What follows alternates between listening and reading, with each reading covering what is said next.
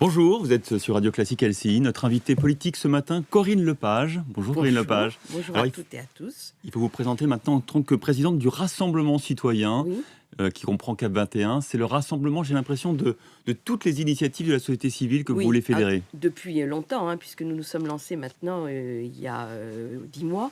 Donc avant d'autres mouvements qui ont eu un peu la même idée, tout simplement parce que je crois indispensable de changer la gouvernance, que le mode de fonctionnement des partis politiques traditionnels est arrivé à un bout de système, et qu'il est important, à un moment où notre pays a tant de difficultés, de trouver une manière de travailler ensemble, société civile et société politique. La particularité du Rassemblement citoyen, c'est de n'exclure personne.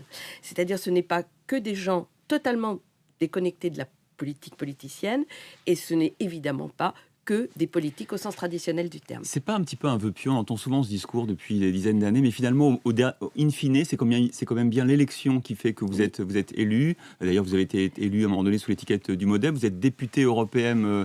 On peut dire encore MoDem? Non, ou... CAP 21 et libéral-démocrate, puisque j'appartiens à ce groupe au niveau du Parlement européen. Non, parce que notre particularité, c'est d'abord d'exiger à tous les niveaux du mouvement de responsabilité qu'il y ait au moins 50% de personnes issues de la société civile.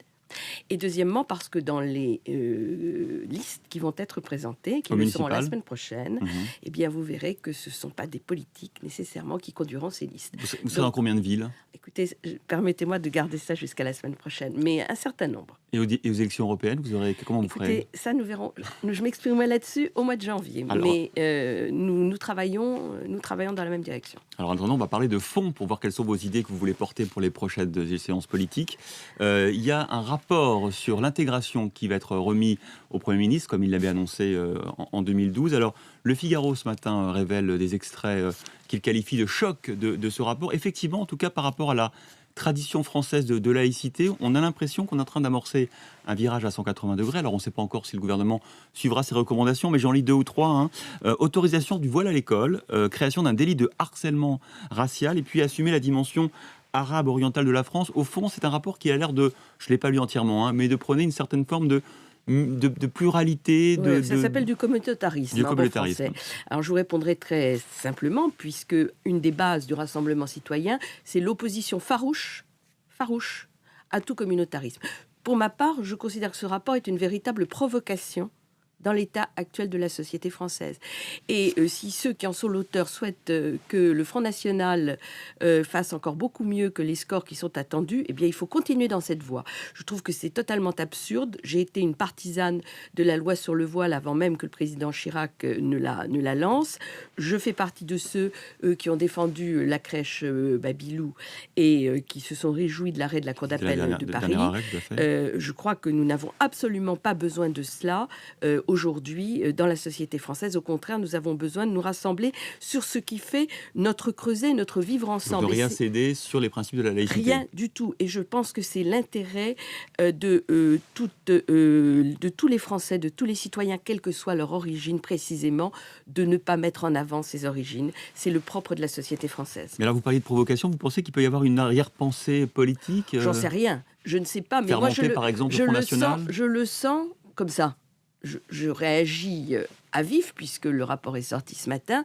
Pour moi, c'est du domaine de la provocation. Et donc, évidemment, vous contestez toutes les conclusions du rapport? En totalité. Alors, on va parler encore de l'Europe du concret, puisque c'est votre responsabilité au quotidien, au Parlement européen. La cigarette électronique, tiens, on a l'impression que les politiques, que ce soit au niveau des États ou au niveau de l'Europe, se lavent les mains de savoir finalement quel est le statut de la cigarette électronique. On a vu, il y a eu une décision récente du tribunal de commerce de Toulouse qui assimile la cigarette électronique au tabac et qui donc, pour l'instant la décision, il y a un appel, mais qui donc réserverait la vente de ces cigarettes électroniques aux buralistes. Qu'est-ce que vous en pensez, vous? Bon, écoutez, c'est très simple. Moi, je suis tout à fait favorable à la cigarette électronique quand elle permet de sortir du tabac. Pas quand elle permet aux cigarettiers... Donc comme médicament, vous êtes plutôt sur la ligne de la commission qui avait proposé que ce soit un médicament au départ? Je vais y venir. Il ne faut pas que la cigarette électronique devienne un sas d'entrée dans le tabac. Il faut que ce soit un sas de sortie. Il y a des millions de nos concitoyens qui aujourd'hui utilisent la cigarette électronique. Ça ne doit pas être un produit assimilé au tabac. C'est 1 million et 3 millions de manière occasionnelle. Ouais. Cigarette électronique. Oui, absolument. Plus tous les petits magasins qui se sont ouverts. si c'est un produit assimilé au tabac, ça veut dire fiscalité du tabac et buralisme. Je ne suis pas d'accord. Si c'est un produit d'usage courant, ce que voudraient beaucoup de fabricants et de pipoteurs, enfin de vapoteurs. Excusez-moi. C'est le statut de l'usage courant. Ça me paraît très dangereux, tout simplement parce qu'il y a dans ces cigarettes des produits qui pourraient être regardés comme toxiques et donc à terme être interdits.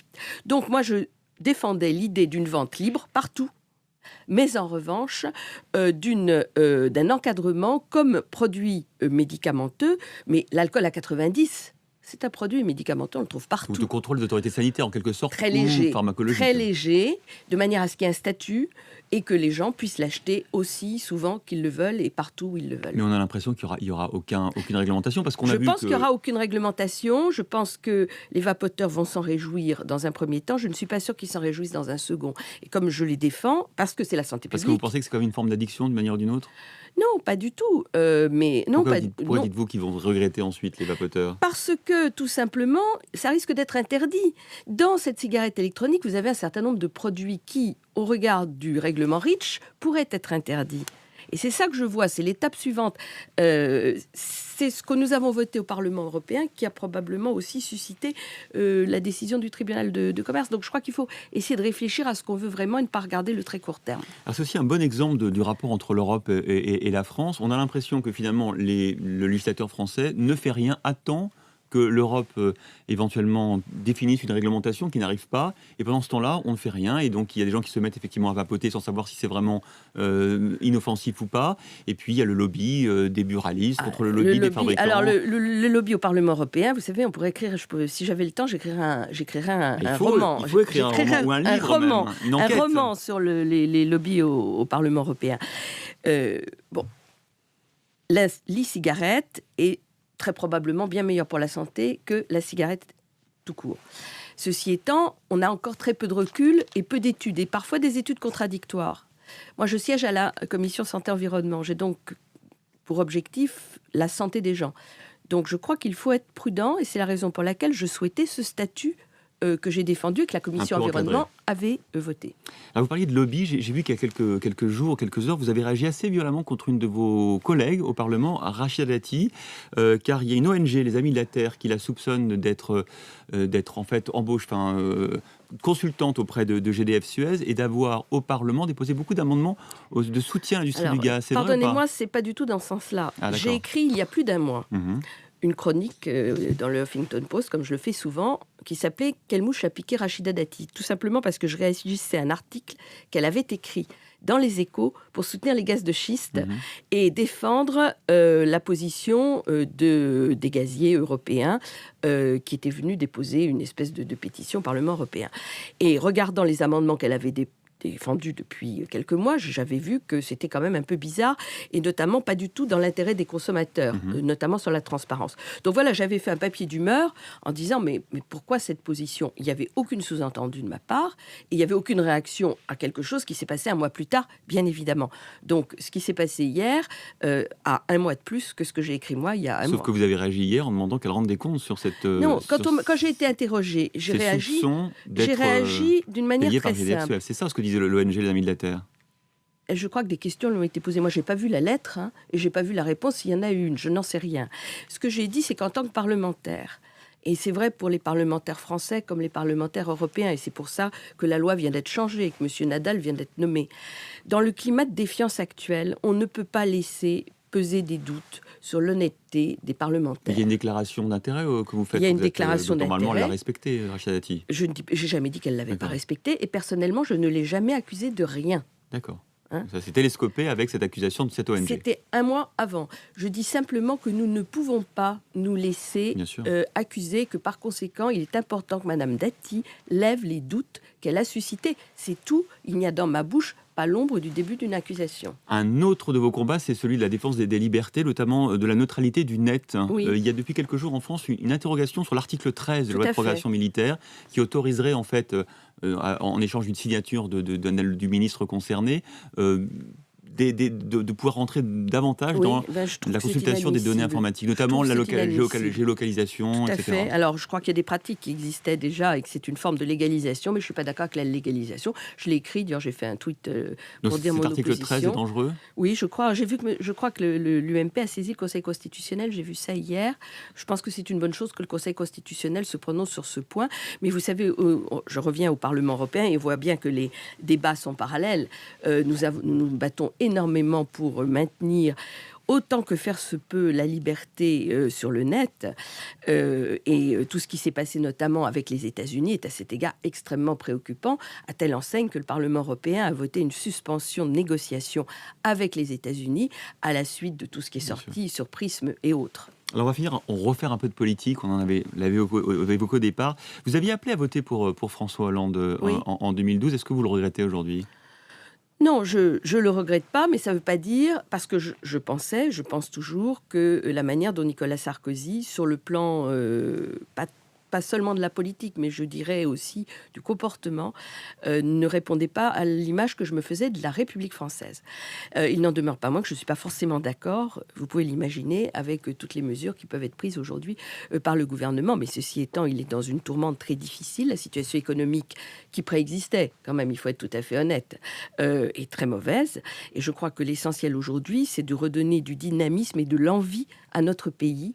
Et ceci étant, ce président est notre président, il est élu encore pour 2 ans et 3 ans et demi. 3 ans, il faut qu'il gagne parce qu'il faut que la France gagne. Et donc vous attendez toujours de lui qu'il élargisse peut-être sa majorité, qu'il fasse preuve d'ouverture. C'était ce que vous souhaitiez en 2012. Oui, parce que je pense que c'est pas une question de personne, une question de politique.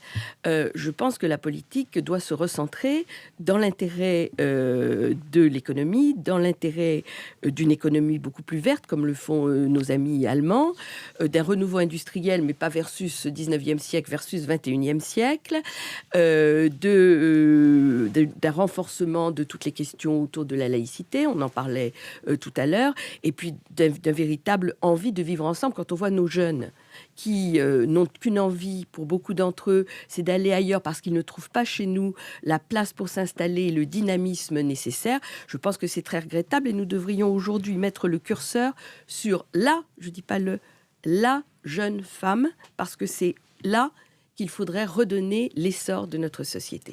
Et l'alliance entre le MoDem et l'UDI, sous le nom de l'alternative, ça vous a séduit ou pas ? Vous qui êtes peu lié à un virage un peu écologique du MoDem ? Oui, mais enfin, il n'y a pas de virage écologique. Je ne vois pas de virage écologique du MoDem. Je connais bien la maison MoDem. Chantal Joanneau, à l'UDI, est une femme qui a des convictions incontestables, et donc je les reconnais bien volontiers. Mais ce n'est pas ma sensibilité actuelle. Moi, je suis beaucoup plus, je dirais, sur la construction de quelque chose qui va au-delà de tout cela, de la droite et de la gauche, parce que je crois qu'aujourd'hui, nous avons besoin de synthèse nouvelle. On n'invente pas l'électricité en bricolant la bougie. Eh bien, je crois qu'on devrait l'appliquer à la politique. Corinne Lepage qui nous promet peut-être une surprise dans quelques jours sur ces listes aux municipales sous l'étiquette Rassemblement Citoyen. On suivra votre aventure politique. Merci Corinne Lepage, députée européenne, d'avoir été avec nous sur Radio Classique et LCI.